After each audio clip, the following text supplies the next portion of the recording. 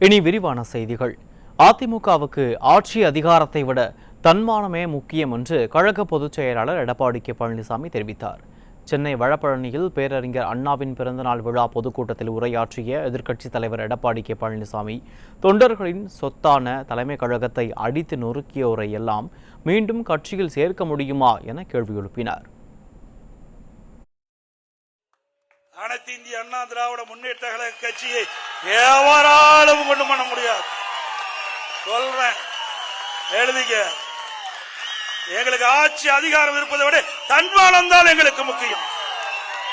அது ஒரு முள் இம்மையளவுகள் நான் விட்டு கொடுக்க மாட்டேன். சில பேரை கைக்கூலியாக வைத்துக் கொண்டு ஆட்டம் போட்டு இருக்கிறீங்க. அந்த கைக்கூலிகள் யார் என்று அடையாளம் காட்டப்பட்டு விட்டோம். அதுக்கு விரைவில் முடிவு கட்டப்படும். சில பேர் அனைத்து இந்திய அண்ணா திராவிட முன்னேற்ற கழக ஆர்சி கவிழ்ப்பதற்கு எதிர்த்து ஓட்டு போட்டாங்க.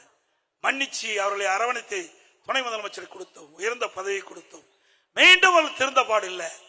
புனிதமாக அண்ணா திமுக கோயிலாக இருக்கின்ற அந்த தலைமை கழகத்தை அடித்து நுரைக்கி மற்றவர்களை கட்சியில சேர்த்த வேணுமா? அது தொண்டனுடைய சொத்து. தலைமை கழகம் தொண்டனுடைய சொத்து. நீங்க போய் அடிச்சு நொறுக்கணும், அவரெல்லாம் கட்சியில சேர்த்திக்கணும்.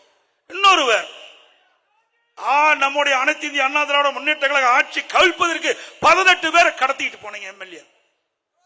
அவர்கள் கட்சியில சேர்க்க இதெல்லாம் யார் ஏற்றுக்கொள்வது? நான் தொண்டனாக இருந்து உயர்ந்திருக்கிறேன். எனக்கு உறுதியான எண்ணம் உண்டு, உறுதியான மனநிலை உண்டு. எதற்கும் அஞ்சாத நாட்டு யாரை என்னை மிரட்டியும் பார்க்க முடியாது, பண்ண முடியாது.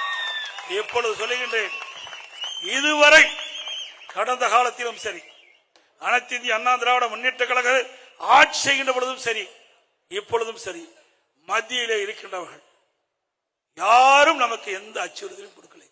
நமக்கு நன்மைதான் செய்தார்கள்.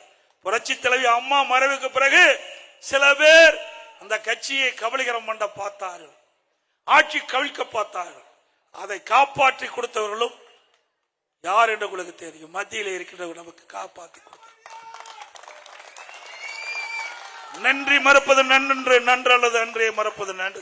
பல ஆண்டுக்கு முன்னாவே, 26 ஆண்டுகளுக்கு முன்னே ஐயன் வள்ளுவன் சொல்லிவிட்டு போயிருக்கார். அப்படி நன்றியோடு நாங்கள் இருக்கிறோம்.